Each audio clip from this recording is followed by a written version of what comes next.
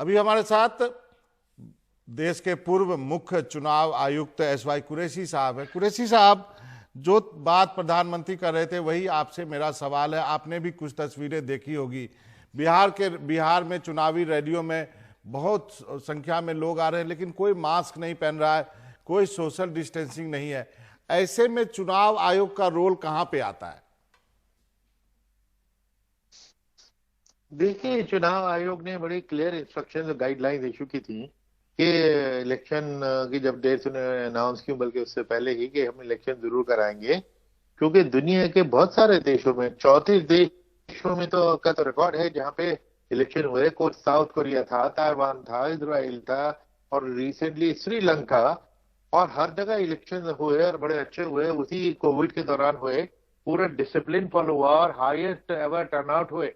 ये भी नहीं कि टर्नआउट पे असर हुआ। तो ये सोच के इलेक्शन कमीशन ने भी ठीक फैसला किया कि हमें भी इलेक्शन कराने चाहिए, क्योंकि अगर दुनिया की बिगेस्ट डेमोक्रेसी की इलेक्शन कमीशन ये कहे हम इलेक्शन नहीं करा पाएंगे, तो जबकि हर देश में इलेक्शन अच्छे हो रहे हैं, तो ये देश के लिए बहुत ही शर्म की बात होती।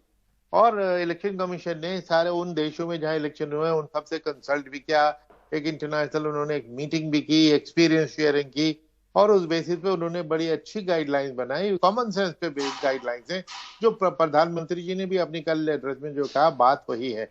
अब उन गाइडलाइंस के इन्फोर्समेंट का सवाल है। जी। अब मैं टीवी पे बार बार देखता हूँ कि इंडिया जैसे देश में गाइडलाइन नहीं फॉलो हो सकती। क्या इंडिया कोई बनाना रिपब्लिक है कि जहां पे कोई लॉलेसनेस एक है और जहां पे कानून इन्फोर्स हो नहीं सकता? उसी इंडिया में इतना बढ़िया लॉकडाउन में के शुरू में ऐसा हुआ था कि पूरी दुनिया में लॉकडाउन इन्फोर्स नहीं होगा जितना इंडिया में हुआ था। तो ये कह देना कि नहीं हम हाथ खड़े करते हैं, इंडिया में नहीं हो सकता। नहीं, लेकिन ये तो कुरैशी साहब, मेरा सवाल एकदम सिंपल है। आप तो मुख्य चुनाव आयुक्त रहे हैं, हर रैली की वीडियोग्राफी होती है, हर जगह ऑब्जर्वर मौजूद हैं, तो वो ऑब्जर्वर्स का काम क्या है? क्या वो इतनी बड़ी संख्या में भीड़ आ रही है, कोई भी मास्क नहीं पहन रहा है, तो उसको इंप्लीमेंट कराने का जिम्मा किसका है?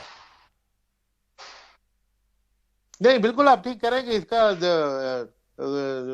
इन्फोर्स कराने का जिम्मा जब इलेक्शन कमीशन पिक्चर में होती है, मॉडल कोड शुरू होता है, तो इलेक्शन कमीशन का ही है। तो ये इलेक्शन कमीशन, सारी पुलिस इलेक्शन कमीशन के अंडर में होती है, सारा एडमिनिस्ट्रेशन इलेक्शन कमीशन के अंडर में होता है। तो फोर्स कराना काम है। तो ये वहां पे ये क्यों कोताही हुई है? ये तो ऐसा सरप्राइज कि एकदम सडनली उन्होंने सोचा नहीं था कि लाखों आ जाएंगे। लेकिन रैली भी अलाउ की थी विद लिमिटेड ऑडियंस, और बाकी जैसे motorcycle rally, car rally, number of cars और व्हीकल को लिमिट करके डोर टू डोर को अलाउ किया था। तो वो सारी चीजें, इससे क्वेश्चन ऑफ इन्फोर्समेंट, और उसमें जो कोताही या ढील हुई उसको एटलीस्ट नाउ टाइट कर देना चाहिए।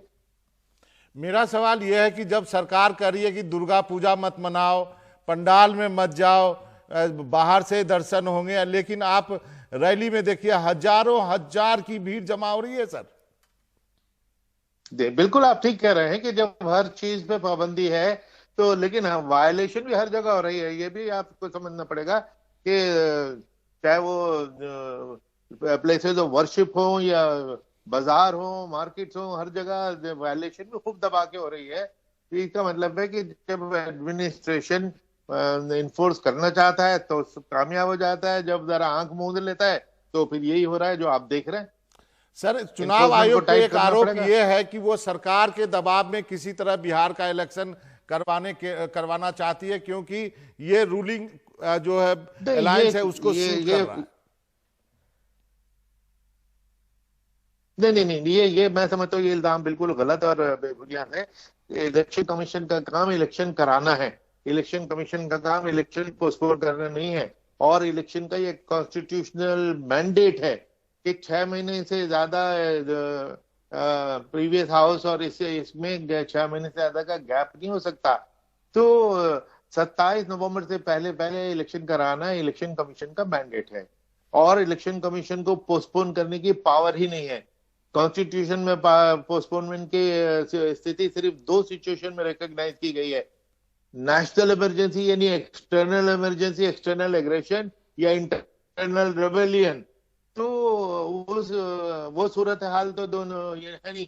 तो ऐसी सूरत में ये इलेक्शन कमीशन की चूंकि पावर ही नहीं है, और उन्होंने अपनी पूरी दुनिया का एक्सपीरियंस देख के और ये गाइडलाइंस बना के ये इलेक्शन का सर बीड़ा उठाया, सर तो ये कहना कि पॉलिटिकल दबाव, ये गलत है। कुरैशी ये साहब, कॉन्स्टिट्यूशनल मैंडेट का दबाव है, ये कुरैशी उनकी साहब ड्यूटी माफी बनती है, चाहता हूं, वरना कुरैशी साहब माफी चाहता हूं।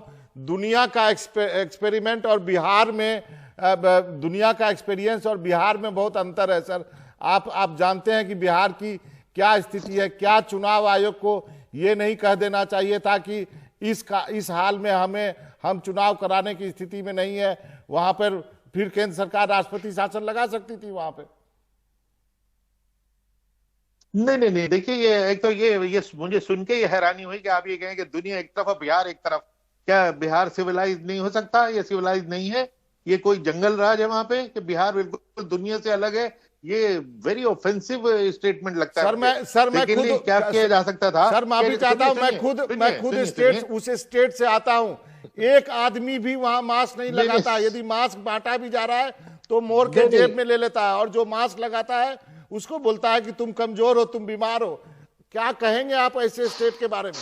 देखिए ऐसी नहीं नहीं नहीं, मैं तो कहूंगा कि ठीक है, रैली पे टोटल बैन लगा दीजिए। तो रैली नहीं, आप डोर टू डोर जो कैंपेन था वो चलने दीजिए, या मोटरसाइकिल और साइकिल की रैली के जिसमें 2-2 गज के फासले पे साइकिलें चल रही हैं मीलों तक, बहुत और तरीके। और जो इंटरनेट के जरिए पब्लिसिटी होती है, वो तो आजकल सभी पार्टी को ये चीजें सीख ली है, ऑनलाइन कैंपेनिंग, वो सब पर ध्यान दीजिए। अगर ये एक रैली में भीड़ नहीं मैनेज हो पा रही, तो रैली को ही टोटल बैन कर दीजिए, क्योंकि वो सब पे लागू होगी, हर पार्टी पे। तो जो भी कानून कितना भी सख्त हो, अगर सब पे लागू होता है तो वो फेयर हो जाता है। तो क्या आपको लगता है चुनाव आयोग के पास ये अधिकार है कि वो बोल दे कि रैली नहीं हो सकती है?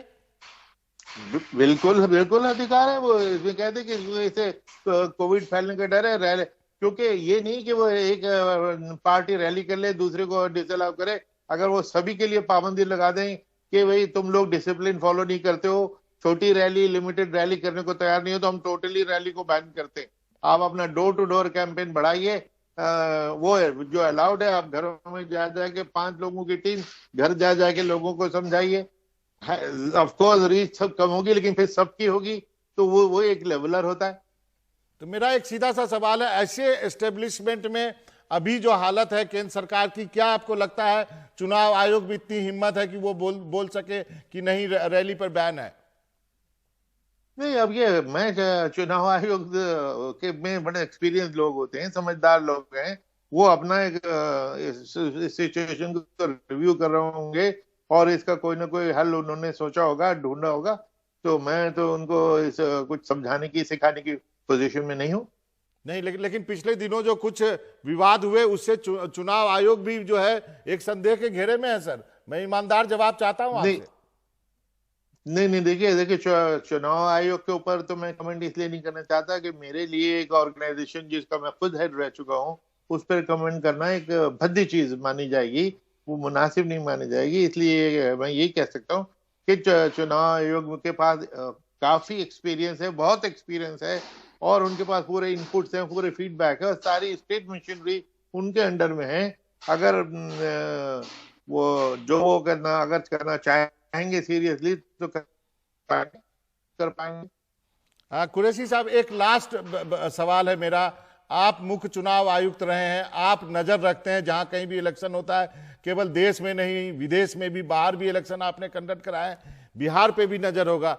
जिस तरह की भीड़ उमड़ रही है, आपको क्या लगता है, आप मुख्य चुनाव आयुक्त होते तो कहते नहीं रैली को बंद कीजिए? देखिए ये थ्योरेटिकली बात है, मेरे ख्याल से मैं तो ये तो जरूर करता कि पहले से तैयार रहता कि अगर भीड़ ज्यादा आ जाए तो क्या इलाज है। आपको लगता है कि मौजूदा हालात में चुनाव आयोग को रैलियों पर बैन कर देना चाहिए? नहीं, मैं समझता हूँ कि अगर ये हालत रही और वो बैन करे तो लीगली उनके राइट में बनता है, और अगर उसी के जरिए डिसिप्लिन आ सकता है, क्योंकि वो सब पे लागू होगा, तो इस पर भी इन्हें विचार करना चाहिए। चलिए कुरैशी साहब, आपका बहुत बहुत शुक्रिया, आपने वक्त निकाला अब एनडीटीवी से बातचीत करने के लिए। Thank you very much sir.